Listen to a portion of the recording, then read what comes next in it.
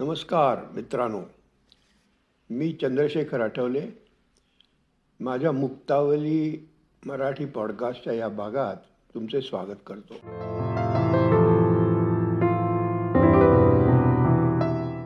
पूर्वीच्या काळी आमच्या घरात काहीही लपून छपून असं राहायचं नाही. यावेळी सुद्धा तसंच झालं.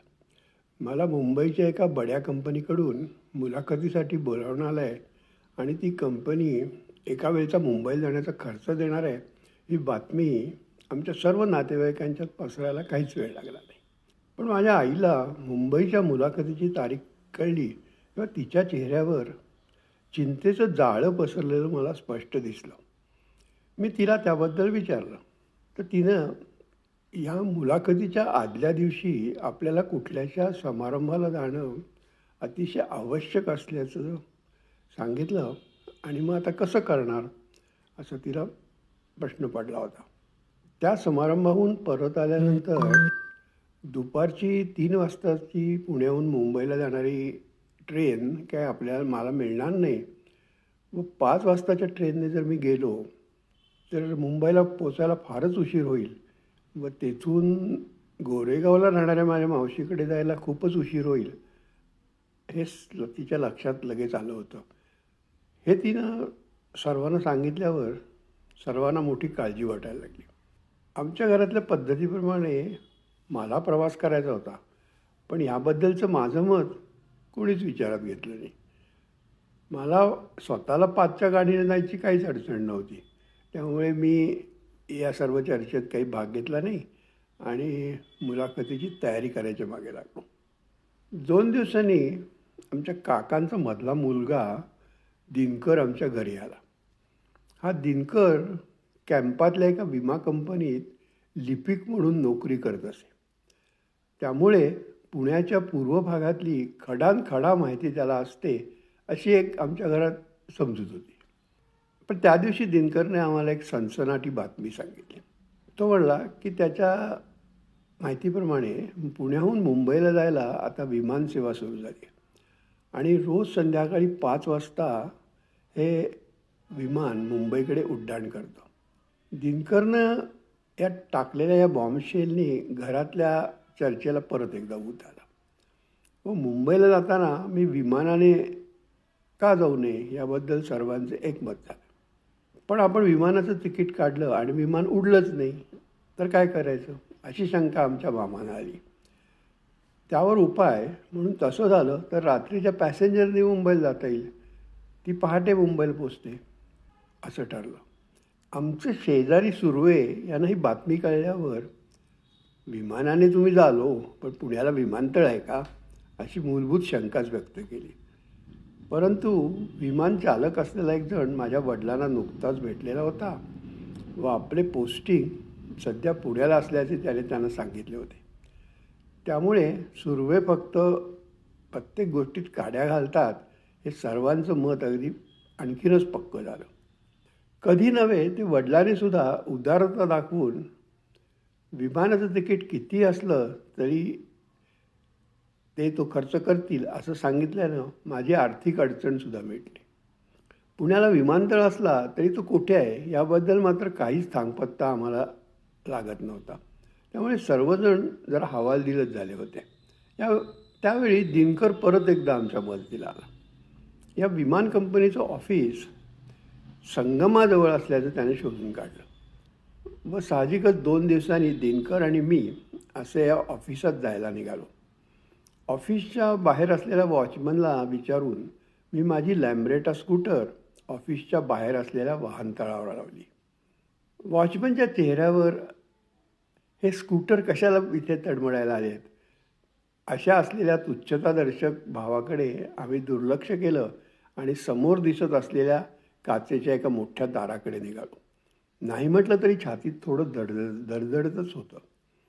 हे काचेचं दार उघडायचं कसं हा आमच्यासमोर असलेला यक्षप्रश्न आपोआप सुटला. फुस असा आवाज झाला आणि दार आपोआप उघडले.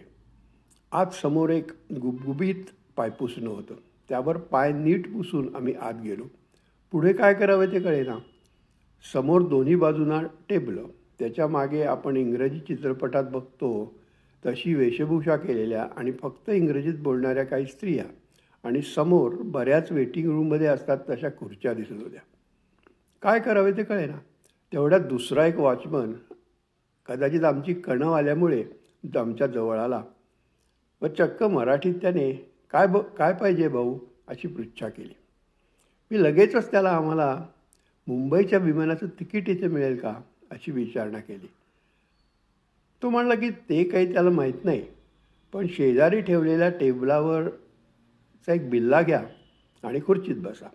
जरा वेळाने तुम्हाला बोलावतील त्या नंबरच्या टेबलावर जा व काय पाहिजे ते सांगा अशी महत्त्वाची माहिती दिली. आम्ही एक बिल्ला घेतला व खुर्चीत जरा अस्वस्थपणे बसून राहिलो.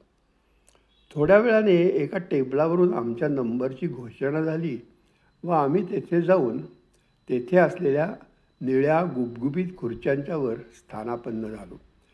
समोरच्या ताई कोणाशी तरी फोनवर बोलत होत्या. आमच्या घरी किंवा आळीत कोणाकडेच फोन नसल्याने मी अंमळ जरा कौतुकानेच त्या फोनकडे बघत राहिलो. दिनकर मात्र ऑफिसमध्ये काम करत असल्याने त्याला फोनचं काही कौतुक नसावं. How may I help you समोरून विचारणा झाली. दिनकर गडबडला, पण मी वक्तृत्व स्पर्धा जिंकलेला असल्याने माझे इंग्रजी तसे फरडे होते. त्यामुळे मला मुंबईचे विमानाचे अमुक तारखेचे तिकीट हवे आहे असं मी सहजपणे त्या ताईंना सांगितलं. त्यांनी एक रजिस्टर काढून तारीख बघितली व तिकीट मिळेल म्हणून सांगितले. कॅशियरकडे जाऊन 33 रुपये भरा व पावती घेऊन या म्हणजे मी तिकीट देते असंही त्या म्हणाल्या. 33 रुपये तिकीट म्हणजे माझ्या बजेटपेक्षा बरंच जास्ती होतं. ट्रेनच्या तृतीय श्रेणीचं मुंबईचं तिकीट ₹4.25 होते. हे लक्षात घेतलं तर ही चक्क लूटमार होती. पण वडिलांचं आर्थिक पाठबळ असल्याने मी धाडस केले व तिकीट तर काढलं. तिकीट हातात आल्यावर मी बघतच राहिलो. ह्यापूर्वी मी फक्त मुंबईचं ट्रेनचं 3rd क्लासचं पिवळ्या रंगाचं कार्ड तिकीट बघितलं होतं आणि फर्स्ट क्लासचं तिकीट हिरव्या रंगाचं असतं एवढंच ऐकलं होतं. हे विमानाचं तिकिटाचा रुबाब काय सांगावा. एका पांढऱ्या शुभ्र पाकिटात ते तिकीट घातलेलं होतं. तिकीट एखाद्या पुस्तकासारखं होतं. तिकीट तर मिळालं, पण आमची मूळ शंका विमानतळ कुठे आहे ही कोणाला विचारावं हे काही कळेना. शेवटी पहिल्यांदा जो आम्हाला वॉचमन भेटला होता ना त्यालाच विचारलं. तो म्हणला येरवड्याला जायचं, पर्णकुटी बंगल्यावरून पुढे जायचं व सरळ मेंटलचा रस्ता पकडायचा अशी माहिती त्याने दिली. विमानतळ आणि मेंटल हॉस्पिटल यांचा काय संबंध आहे हे काही मला समजेना. शेवटी घरी गेल्यावर नंतर 2 दिवसांनी शुक्रवारातल्या प्रवासी कंपनीकडे जाऊन चौकशी केली.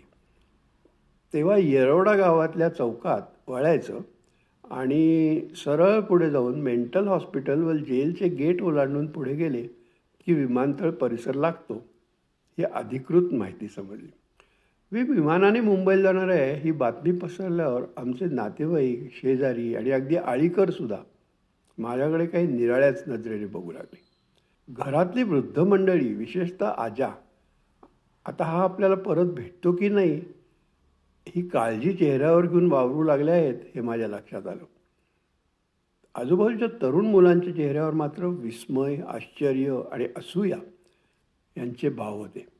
आई वडील मात्र शांत होते. विमानाने मुंबईला जायचं ठरल्यावर विमानतळावर कसं जायचं व सोडायला कोण कोण येणार हा मुद्दा ऐरणीवर आला. प्रथम सर्वच नातेवाईकांना विमानतळावर यायचं होतं, पण त्यामुळे मुळ्यांची बस भाड्याने घ्यावी लागली असती आणि त्यामुळे ही कल्पना रद्द झाली. पण आता वाहन कोणते घ्यायचे हा प्रश्न पुढे आला. रिक्षात त्यावेळी 2च व्यक्ती बसू शकत असत, त्यामुळे रिक्षा उपयोगी नव्हती. आमच्या परिसरात फक्त शहापूरकर सराफांच्याकडे स्वतःची कार होती.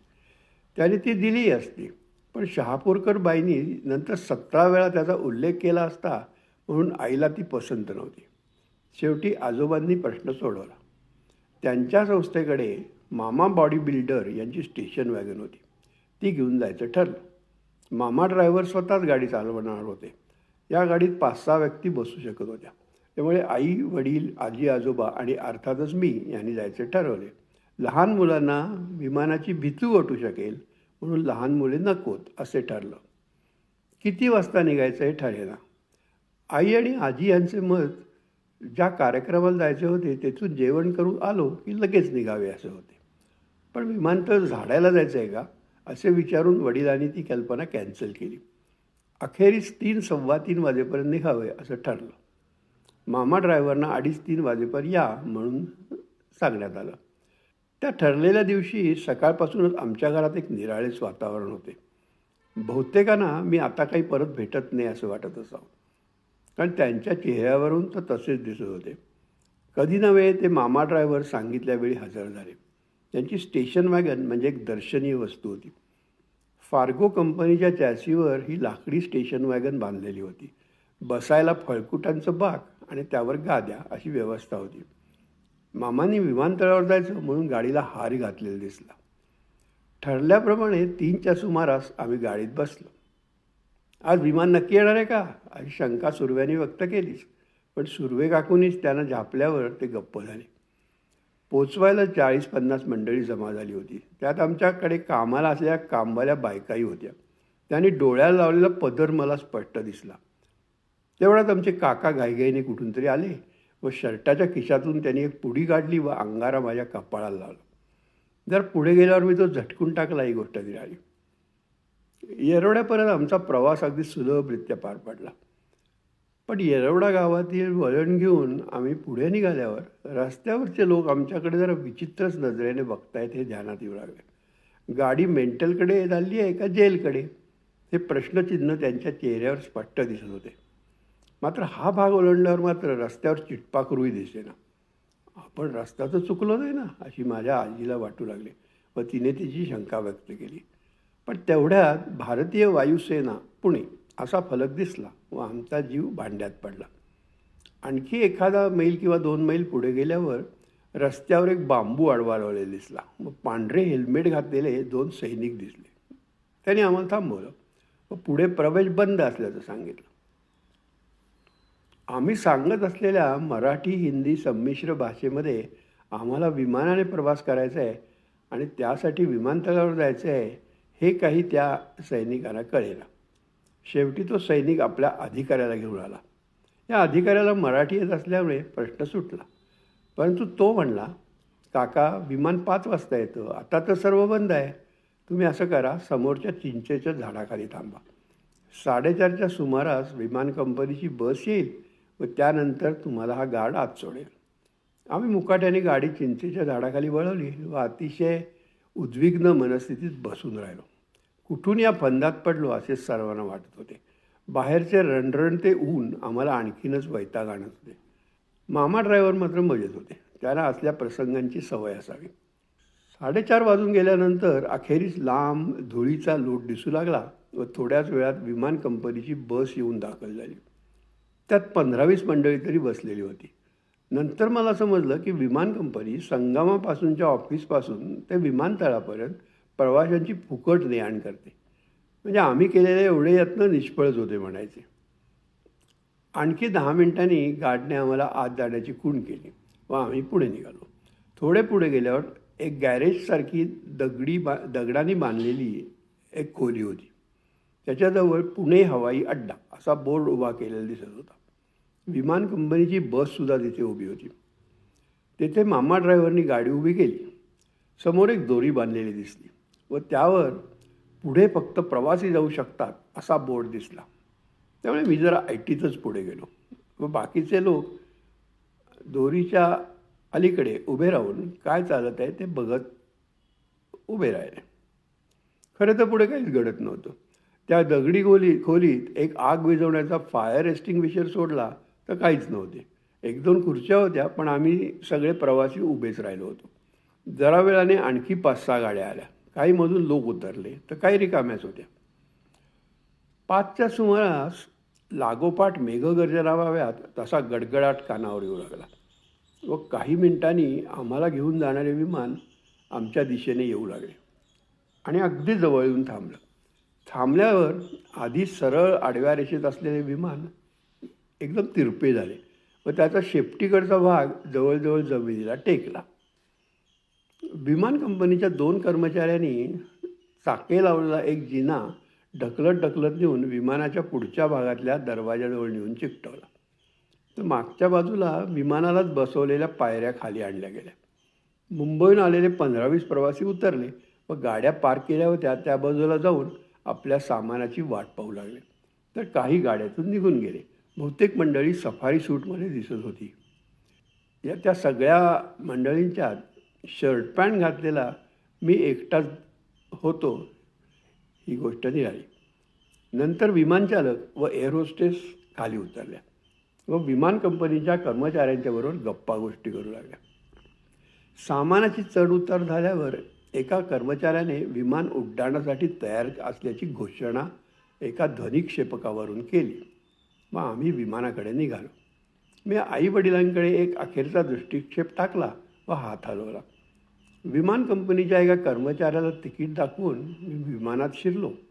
दाराजवळ उभ्या असलेल्या एका एअर होस्टेसने मला एक कॅन्डी व कागदाच्या 2 पुड्या दिल्या. त्यात कापसाचे बोळे असल्याचे नंतर लक्षात आले.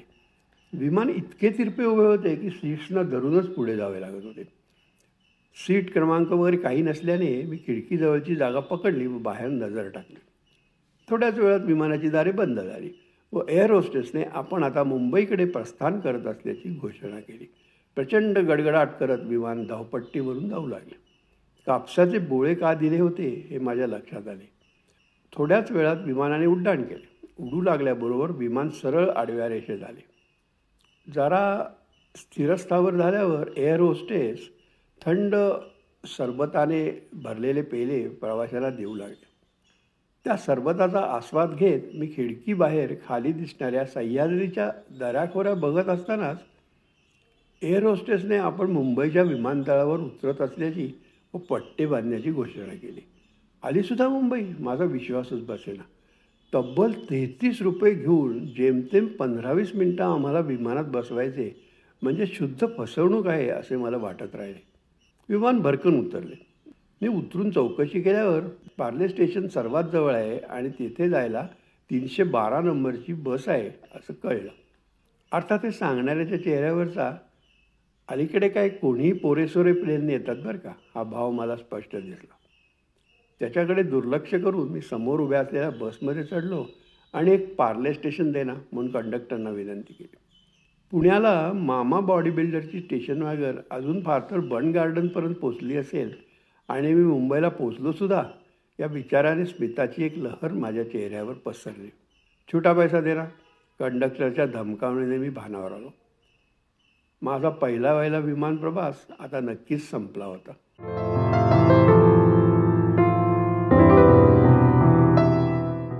बरं आहे मित्रांनो, भेटूया परत थोड्या दिवसांनी. नमस्कार.